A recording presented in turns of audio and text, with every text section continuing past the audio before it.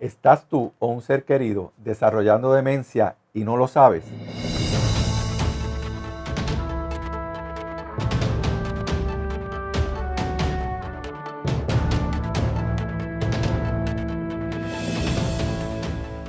Aquí tu médico amigo, el doctor Carlos Sidre, internista en Puerto Rico. Encantado de que estén otra vez en mi canal, aquí hablando un poquito más de las condiciones que veo y que me preocupan y que quiero que ninguno de ustedes pues pasen por esto, porque las he visto y sé lo difícil que es. Así que esa es mi meta, educarlos y buscar la manera de que no hayan complicaciones en su vida y que ustedes puedan vivir una vida saludable, que realmente ese es mi propósito. Vamos a hablar un poquito de demencia, de lo que significa. Más bien enfocado, dirigido al paciente mayor, al paciente, vamos a ponerle así, después de los 60 años, que de cierta manera los familiares o ellos mismos se han dado cuenta de que están teniendo un problema de que han perdido como su capacidad para tomar decisiones, para decidir, para organizar las cosas, para ejecutar X cosas que hacían antes y ahora no lo pueden hacer. Han perdido esa función. Y ahí, pues, una de esas funciones es la memoria. Pierden la memoria. ¿Cómo nosotros identificar si realmente hay un problema? Yo creo que el punto más importante es que nosotros nos fijemos en qué es lo que uno espera de que un paciente se acuerde y que haga. Me explico. Es bien importante diferenciar qué es lo que se espera de un paciente mayor. Es posible que sea normal que se le pierdan las llaves de vez en cuando. Es posible que sea normal que se le olvidó ir a la cita de su médico. Eso se considera dentro de lo normal y no vamos a pensar que el paciente ya tiene demencia, que tiene una enfermedad y nada de eso. Y especialmente si es un paciente mayor que tiene sus 80 años, que tiene sus 70 años. De cierta manera hay un grado de disfunción mental que no es enfermedad como tal, no es patológico. Lo que no es normal es que veamos un paciente que de buenas a primeras no reconoce un familiar que conoció por muchos años o que de buenas a primeras se perdió de la manera que cuando iba hacia su casa, cosa que hizo durante toda la vida. Pues ya eso nos tiene que prender una bombilla y nos dice que aquí hay una condición. Ese paciente tiene que ser evaluado por su médico, lo tiene que ver, el paciente lo tiene que evaluar, le tiene que hacer una serie de exámenes, una serie de pruebas, incluyendo placas de la cabeza para descartar lesiones físicas en su cerebro, exámenes de laboratorio y hacer una prueba, lo que se conoce pruebas mentales, donde se le hace una serie de preguntas y se diagnostica cuán bien está esa función cerebral. Es bien importante que hagamos eso. Si identifican, si ustedes ven ese paciente donde se olvida o hace algo que no se esperaba que lo hiciera, ¿ok? Eso podríamos diferenciar los tipos de demencia. Son unos cuantos que quería hablar un poquito sobre ello. El número uno y el más frecuente es la senil.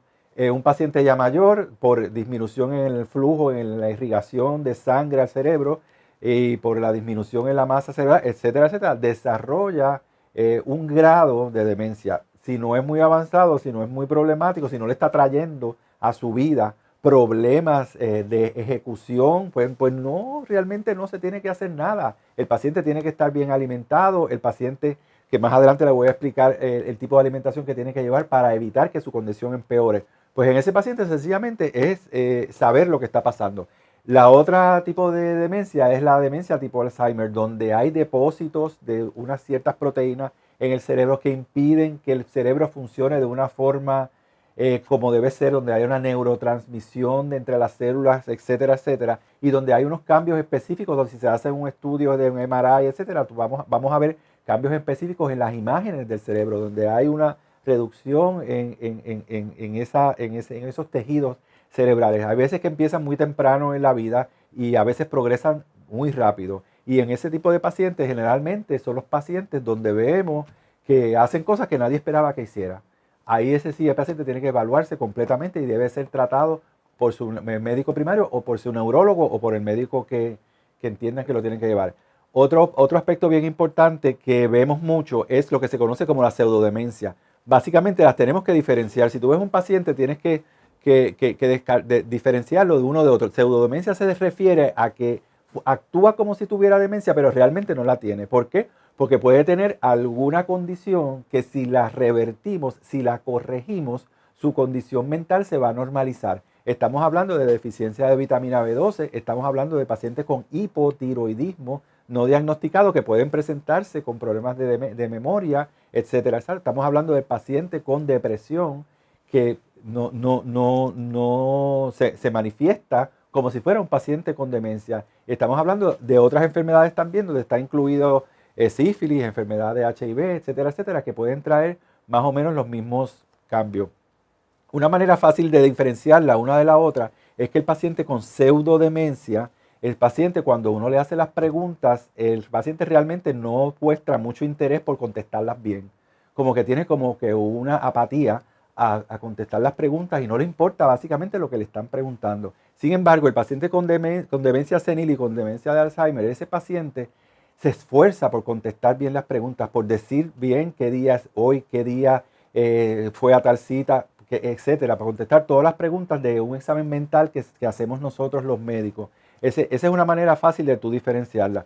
Hay otro aspecto bien importante que tenemos que mencionar, que hay muchos pacientes geriátricos y no geriátricos que están tomando medicamentos que disminuyen la conducción entre células. Los neurotransmisores están disminuidos, es como si estuviera adormecido. El medicamento ocasiona un adormecimiento y causa pérdida de memoria. Nosotros vemos aquí que el gabapentin o el neurontin es un medicamento que se está tomando como si fueran M&M.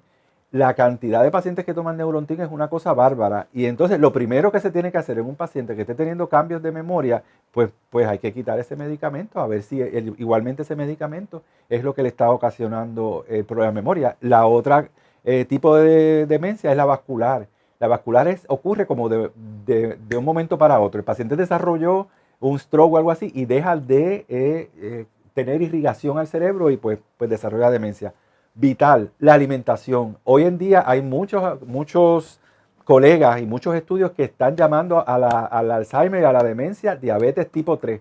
¿Por qué? Porque el paciente está comiendo excesos de alimentos enemigos, que ya sabemos y ya lo hemos hablado anteriormente, los arroces, las harinas, las azúcares, el exceso de azúcar, porque el paciente no está orientado, el paciente no tiene no ha buscado una educación correcta.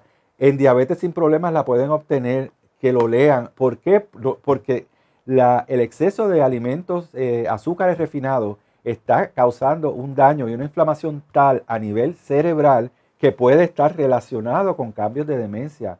Ya se está hablando de eso y hay muchas autoridades médicas que están queriendo que se disminuya la cantidad de alimentos de productos refinados. Por eso es tan importante hacer la alimentación 3x1, porque estamos utilizando 3 alimentos amigos, que los amigos tienen todo lo necesario para producir la síntesis de proteínas y para que los neurotransmisores en el cerebro, ¿de dónde salen? De las proteínas que nosotros ingerimos, que son los alimentos amigos. De ahí se fabrican esos neurotransmisores y si no se comen 3 veces al día por lo menos, no va a haber forma. Por eso el paciente que tiene demencia, es bien importante las 3 alimentos al día y que en esas 3 alimentos haya una buena proporción de alimentos amigos y de alimentos enemigos. Eso es vital para que su condición, además tiene que tener unos buenos productos, unas buenas vitaminas para que toda esa producción de neurotransmisores funcione bien. Nada, orientación, diabetes sin problemas, es un libro que, vuelvo y digo, lo consiguen en cualquier sitio. Denle like aquí a la página para que reciban toda la información de último momento, para que tengan una vida saludable, donde no se enfermen, donde puedan ayudar a su familiar a evitar que la condición progrese rápidamente. Porque si hacemos este tipo de intervención, nosotros vamos a lograr que no haya ese progreso rápido que hay en Alzheimer, donde vemos que los pacientes de un año para otro están prácticamente encamados. Se los digo porque un paciente educado puede ser ayudado.